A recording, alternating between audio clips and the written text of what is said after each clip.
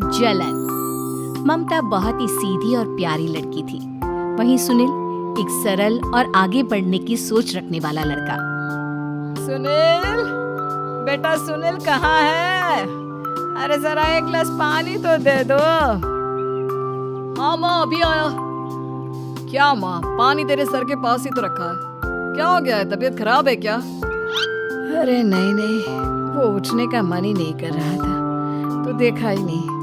वैसे क्या कर रहा है? यहाँ बैठना मेरे पास। माँ पढ़ रहा था। वो क्या है ना, नौकरी में तो वक्त नहीं मिलता, अब ऑफिस से घर आकर ही तो वक्त मिलता है। अच्छा अच्छा ठीक है, पढ़ ले जा बेटा। सुनील पढ़ लिख कर और आगे बढ़ना चाहता था, लेकिन माँ की तबीयत खराब देखकर सोचता है कि शादी ही कर ले। कब तक माँ का ख्याल वो अकेले रख पाएगा? तो एक दिन, माँ ये ममता है, मैंने इससे शादी कर ली है। तुम्हारी तबीयत भी ठीक नहीं रहती तो मैंने सोचा शादी कर लेता हूँ। घर संभालने वाली और तुम्हें संभालने वाली कोई आ जाएगी तो अच्छा रहेगा। माँ अचानक से सामने बहू देखकर हैरान रह जाती है। बेटा ये क्या बात होती है? न बैंड, न बाजा, न दहेज, न शगुन, ऐसे कैसे बहू आ गई? माँ तू तो जानती है मैं नौकरी के साथ पढ़ाई कर रहा हूँ, तो कहाँ से इतना पैसा बचा पाता कि धूमधाम से शादी करता। वैसे भी माँ लोग तो आकर खाकर निकल जाएंगे, इसलिए बस वैसे ही। माँ जी, मैं आपका ख्याल रखूंगी। वैसे भी ये आगे की पढ़ाई कर रहे हैं, अच्छा कुछ कर गए तो सबके दिन फिर से अच्छे आ जाएंगे। सास को ममता की बात ठीक तो लगती है, लेकिन मन में कहीं ना कहीं लगता है कि कहीं बहू बेटे को लेकर फुर्र ना हो जाए और फिर तो वो रह जाएगी अकेली। बेटा देख, मेरा जो कुछ भी है वो सुनील ही है, और सुनील का भी अब इस दुनिया में मैं ही हूँ और कोई नहीं। क्या सुनील? बिल्कुल माँ, लेकिन आज से ममता भी मेरे जीवन का अहम हिस्सा है, जैसे तू है। सास को बड़ा बुरा लगता है कि उसकी सल्तनत में कोई और हिस्सेदार कैसे हो सकता है। कैसे कोई और उसके 30 साल के बेटे की जिंदगी में अचानक से आकर बराबर का हिस्सेदार बन सकता है। देख बहू, मैं भले थोड़ा बीमार रहती हूँ, लेकिन इसका मतलब यह नहीं कि घर की चीजों में मेरा कंट्रोल खत्म हो गया है। मैं आज भी इस घर की रानी हूँ, समझी?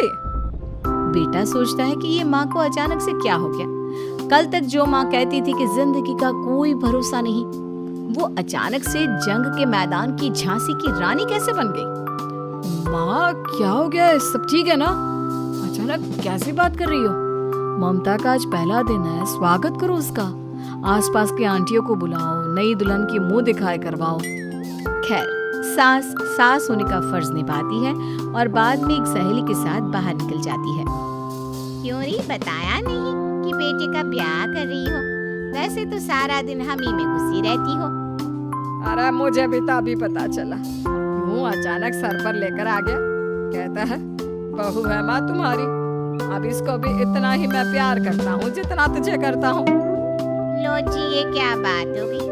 क्यों इतना प्यार करता है? अरे माँ का प्यार तो ज्यादा होता है। अब उसको तो कोई दूसरा पति मिल सकता है, लेकिन तुम ही बताओ, क्या माँ की ममता किसी और की हो सकती है? ना जी ना, बेटे को समझाओ ये बात। अरे क्या समझाऊं, मुझे तो खुद ही समझ में नहीं आ रहा कि क्या हो रहा है। जो बेटा कल तक माँ माँ करता था, अचानक से बीवी बीवी का राग आलाप रहा है। देखा, उसकी बीवी ना सुंदर और जवान है। सुंदरता के आगे तो एक से एक नहीं टिके, तो तेरा बेटा किस खेत की मूली है? सास को भी समझ में आ जाता है कि बहू की सुंदरता के आगे माँ का प्यार किसी काम का नहीं। उधर बीवी, ए जी, अम्मा जी सहेलियों को छोड़ने गई थी, अभी तक आई नहीं, हम देख आए क्या? अरे रहने दो ना, आ जाएंगी। कहाँ जाएगी, उनकी आदत है, एक बार जाती है तो पूरी पंचायत खत्म करके ही आती है। अच्छा ही है, खाना वाना खा कर गई होगी। छोड़ो ना, घूमेगी तो खाना पचेगा, नहीं तो ऐसे ही खाट पकड़ लेगी। बहू भी शांत हो जाती है। उधर सास सोचती है कि आज थोड़ा देर से ही घर जाती हूँ, जब बेटा परेशान होकर ढूंढेगा तब मजा आएगा। बीवी को खुद ही पता चल जाएगा कि माँ के आगे उसकी दाल नहीं गलेगी। लेकिन वहीं दूसरी ओर घर पर, ए जी, माँ जी अभी भी नहीं आई। हमको तो घबराहट हो रही है कि क्या करें, जाकर पता करें किसी के घर। अच्छा, कहाँ जाओगी ये भी बता दो। पहला दिन है तुम्हारा इस घर में और एक ही दिन में मोहल्ला छानोगी क्या? हाँ, तो आप भी तो नहीं जा रहे हैं ना, हमको फिक्र हो रही है। अरे यार, ये रोज का है अम्मा का, खाओ और सो जाओ। बस फिर क्या था, बेटा बहू खाना खाते हैं और कमरे में सोने चले जाते हैं। उधर जब सास को कोई देखने नहीं आता तो वो हार कर घर आ जाती है, जहाँ वो देखती है कि सारे घर की लाइट्स बंद है। सास को गुस्सा आता है। बहू, ममता बहू कहाँ हो? लेकिन सारे दिन की थकी बहू को ऐसी नींद आती है जैसे किसी ने भांग की गोली खिला दी हो। वो तो नहीं उठती। उठकर आ जाता है बेटा। क्या बात है अम्मा, काहे चिल्ला रही हो? अरे सो जाओ ना, सुबह की थकी है बहू, वो सो रही है। जोर से बोलोगी तो नींद खुल जाएगी उसकी। माँ को गुस्सा आ जाता है। फिलहाल तो सो जाती है, लेकिन मन ही मन ढेर सारा जहर बहू के लिए भरा होता है। सुबह बहू चाय बना रही होती है कि सास धीरे से गैस तेज कर देती है, जिससे चाय का बर्तन जल जाता है। और जैसे ही बहू चाय का बर्तन उठाती है, उसका हाथ जल जाता है। मेरा हाथ जल गया। वो जोर जोर से चिल्लाकर इधर उधर भागती है कि सास थोड़ी देर में उसके हाथ में पानी डाल देती है। हाय रे बहू, क्या कर रही हो? पहली बार रसोई छुई हो क्या? सासू माँ, गलती से गैस तेज रह गई थी और बर्तन जल गया, जिससे मेरा हाथ जल गया। हाय रे, कितना गंदा दाग। छी छी छी छी, मुझे तो उल्टी आ रही है तेरा गला हुआ मांस देखकर। तू ना मुझे अभी साथ से खाना मत लगाना। बहू भी खुद का हाथ देखती है तो उसे भी रोना आ जाता है। कुछ दिनों के बाद सास की सहेली आती है, बहू चाय बनाकर लाती है। उसके जाने के बाद सहेली कहती है, बहू की सुंदरता ऐसी है कि कोई भी दीवाना हो जाए। वैसे तेरे बेटे का क्या हाल है? अरे वैसा ही है, बहू के पीछे लट्टू।